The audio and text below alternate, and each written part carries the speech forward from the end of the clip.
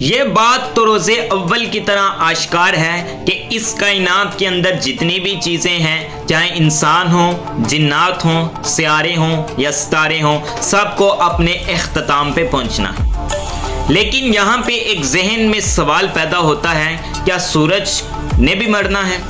तो इसका जवाब है जी हाँ। आपने अक्सर एक टर्म सुनी होगी, सुपरनोवा।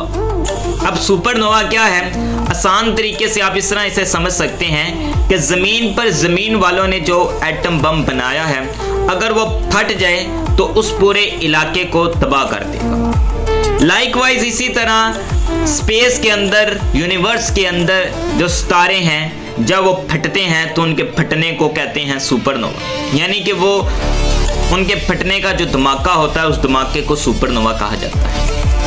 लेकिन ये याद रखें, जितना बड़ा सितारा होगा सुपरनोवा भी उतना बड़ा होगा। यूनिवर्स के अंदर होने वाला सुपरनोवा जो होता है, वो ज़मीन पे होने वाले एटम बम के धमाके से तकरीबन 10 से 15 टाइम बिगर होता है। तो आप अंदाज़ा लगा सकते हैं कि कितना बड़ा धमाका होता है। लेकिन सूरज सुपरनोवा नहीं करेगा। नो डाउट कि सूरज आपके पास सितारा है, लेकिन इतना बड़ा सितारा नहीं जितना बड़ा सितारा होना चाहिए। इस कायनात के अंदर सूरज से बहुत बड़े सितारे मौजूद हैं, लेकिन सन इतना बड़ा सितारा नहीं। जो छोटे सितारे होते हैं वो सुपरनोवा नहीं करते, बल्कि वो 3 तरह की स्टेज से गुजरते हैं। अब वो स्टेज क्या है? सबसे पहले आ जाता है आपके पास रेड ड्वार्फ, दूसरे नंबर पे व्हाइट ड्वार्फ और ब्लैक ड्वार्फ। अब रेड ड्वार्फ क्या है? जिस सूरज को आप जमीन पे खड़े होके देखते हैं, वो सूरज आपको रेड ड्वार्फ नजर आता है। इसका मतलब ये कि अभी तक वो सितारा या सन आपके पास जिंदा है और उसकी एनर्जी आप तक पहुंच रही है। जब उसके अंदर फ्यूल या एनर्जी कम हो जाती है तो वो रेड ड्वार्फ से व्हाइट ड्वार्फ में तब्दील हो जाता है। व्हाइट ड्वार्फ के अंदर जो एनर्जी होती है वो बहुत कम होती है, तो वो थोड़े से टाइम के लिए वो वाइट कलर में आता है। इसके बाद वो ब्लैक कलर में चला जाता है, जिसको नाम दिया जाता है ब्लैक ड्वार्फ का। और ब्लैक ड्वार्फ का मतलब है बिल्कुल एंड, फिनिश, खत्म। सूरज के साथ भी इसी तरह ही होगा। इस वक्त सिनेरियो क्रिएट क्या होगा? देखिए, सूरज के अंदर हाइड्रोजन हीलियम की रिएक्शन हो रही है। हम इंसान हैं, इंसान को ज़मीन पे रहने के लिए खुराक, पानी, ऑक्सीजन चाहिए। अगर इंसानी जिस्म को खुराक या पानी ना मिले तो उसका जिस्म क्या होगा? सिकुड़ना शुरू हो जाएगा और एक टाइम ऐसा आएगा कि वो मर जाएगा। इसी तरह सूरज के अंदर हाइड्रोजन हीलियम है। हाइड्रोजन की क्वांटिटी या फ्यूल कम होना शुरू हो जाएगा और उसके अंदर जो फोर्सेस हैं वो इम्बैलेंस होना शुरू हो जाएंगे। सूरज पर इस वक्त 2 फोर्सेस एक्ट हो रही हैं। उनमें से सबसे पहले ग्रेविटी की फोर्स जो इसे बाहर की तरफ से पुश कर रही है, और एक सूरज के अंदर फोर्स लग रही है जिसको नाम दिया जाता है न्यूक्लियस फोर्स का। इस वक्त दोनों बैलेंस हैं, जिसकी वजह से आपको सूरज रेड ड्वार्फ में नजर आ रहा है। लेकिन जब हाइड्रोजन की क्वांटिटी इसमें कम हो जाएगी, फ्यूल कम होना शुरू हो जाएगा, जिसकी वजह से फोर्सेस बिगड़ना शुरू हो जाएंगी। बाहर की फोर्स, ग्रेविटी की फोर्स स्ट्रॉन्ग होगी, अंदर की तरफ इसे पुश करेगी और धमाका होगा।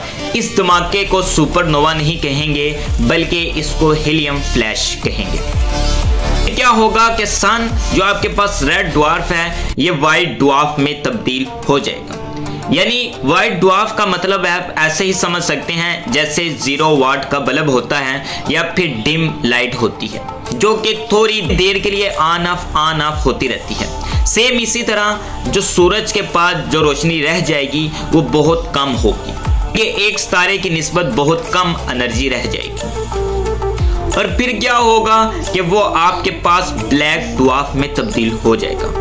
ब्लैक ड्वार्फ का मतलब है सूरज का एंड, बिल्कुल खत्म, फिनिश। जब कोई भी चीज ब्लैक ड्वार्फ में आ जाए तो उसको डिटेक्ट करना स्पेस के अंदर, यूनिवर्स के अंदर, तो वो बड़ा मुश्किल हो जाता है। ब्लैक ड्वार्फ का मतलब ये कि उसकी कोई एग्जिस्टेंस नहीं, वो बिल्कुल खत्म हो गया। लाइकवाइज ऐसे ही सूरज के साथ ये सिनेरियो क्रिएट होगा।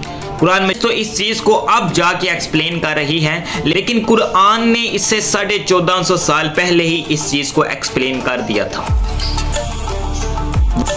वो वक्त जब तारे टूट जाएंगे और सूरज बेनूर हो जाएगा। सूरज के बेनूर हो जाने का मतलब क्या?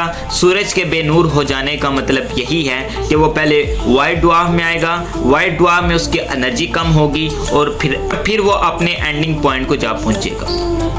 और बात रहे कि सुपरनोवा का, क्या अभी तक यूनिवर्स के अंदर कोई सुपरनोवा हुआ है? जी, हर गैलेक्सीज के अंदर सुपरनोवा होता है, लेकिन जो हमारी गैलेक्सीज है इसमें सुपरनोवा होता है, लेकिन डस्ट इस कदर ज़्यादा होती है जिसकी वजह से आपको ना उसकी साउंड सुनाई देती है, ना आपको उसका धमाका, ना उसकी वजह से आपको उसकी ब्राइटनेस नज़र आती है। लेकिन जो इमेजेस नासा ने ली है या इसके अलावा जो टेलीस्कोप के ज़रिए सुपरनोवा की डिटेक्शन को डिटेक्ट किया गया है, वो इमेजेस इस वक्त मौजूद हैं।